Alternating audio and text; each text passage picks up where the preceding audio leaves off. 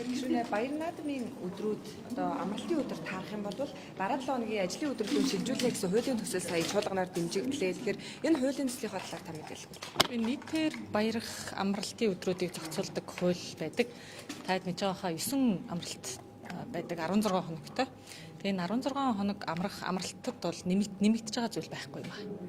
Засгийн газраар одоо өөрийнхөө саналыг хэлэлцүүлээд 2022 он хүртэл засгийн газар одоо хэрвээ таны түрнэснэр амралтын өдөртөө давцчих юм бол яах вэ гэдэг шийдвэрийг засгийн газар гаргадаг байсан заалт нь хөдөлмөрийн хууль дагаж орохдоо байхгүй болсон юм байна.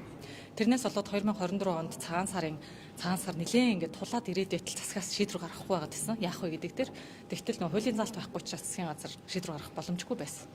Тэгэхээр энэ хуулинд нь буцаад 2022 он хүртэл байсан харилцааг суулгахын зүйтэй байна гэдэг дээр оруулж ирж байгаа. Засгаар бол санал ороход зөвхөн одоо өөрсдийнхөө уламжлал үндэсний энэ ёс заншлаа бариад 2 том баяр дээрээ энийг авч хэрэгжүүлье гэсэн байгаа. Тэгээ зөвхөн гişүүд дэмжин л да яг ийм эдийн засгийн нөхцөл байдал хүнд байгаа үед яригдж байна гэдэг байгаа. Энэ хууль бол уг нь бол хаврын чуулганд нэг одоогоос нэг 6-7 сарын өмнө өргөн баригдсан. Тэгээ ингээд хууль тогтоомжийн тухай хуулиараа бүрдэл нь хангагдаж яваад дараа нь хуваарьтаа орж явж байгаа л одоо орж ирж байгаа асуудал байхгүй.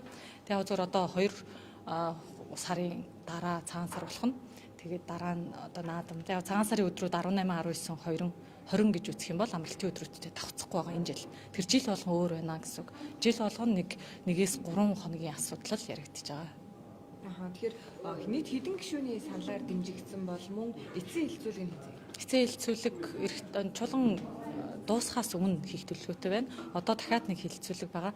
Тэрийг эх 7 хоногоос байнгын орон дээр товын зарлуулад орно доо.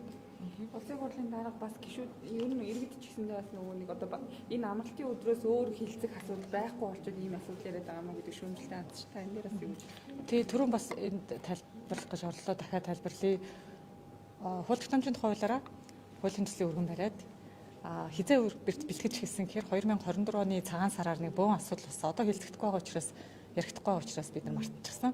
Засаг ингээд шийдвэр гаргахгүй юм. Одоо амралтын өдөртөө давхцаатай бид нар амрах юм уу, нөхөж амрах юм уу, амрахгүй юм уу гэд асуудал гарсан. Тэр нь угаасаа гарах ч ёстой байсан баг. Ягаад гэвэл 2022 он хүртэл засаг зохицуулдаг байсан. Тэгтэл хөдөлмөрийн хууль 2022 онд гарахдаа энэ хуулийн заалт нь байхгүй болсон байхгүй юу? Зохицуулдаггүй болсон гэсэн үг.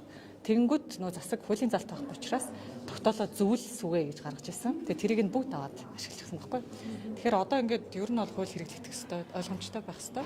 Тэр 22 он хүртэл байсан тэр заалтыг нь буцаж оруулж ирэхдээ илүү тодорхой байдлаар өгүүлбэрийг нь одоо хуулийн одоо байдлаар нь бичүүлээд тэгээ орж ирж байгаа юм аа. Тэгээд засгаар дахиж одоо энэ саналыг одоо их хурлын гишүүд санаачилж байгаа хууль дээр угаасаа санал авдаг. Тэгэх үед бол яг үндэсний ёс заншлаараа тэмдэглэдэг 2 баяраа л авч үзье гэсэн байгаа. Тэгэхээр яг энэ чиглэлээр бол дэмжигдээд явцсан. Одоо дараагийн эцсийн хилцүүлэг бол хийлцэнэ.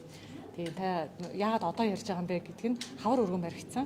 Тэгээд хууль тогтоомжийн тухай хуулиараа олон бүрдлүүдийг өгдөг. Тэр бүрдлүүд нь хангагдаад хуваарьт орж явж байгаа л одоо орж ирж байгаа л асуудал. Тэрнээс биш одоо заавал ярих гэдэг гэсэндээ биш зүгээр хуваарьт нь орцсон байснараа л орж ирж байгаа шүү. Баярлалаа. За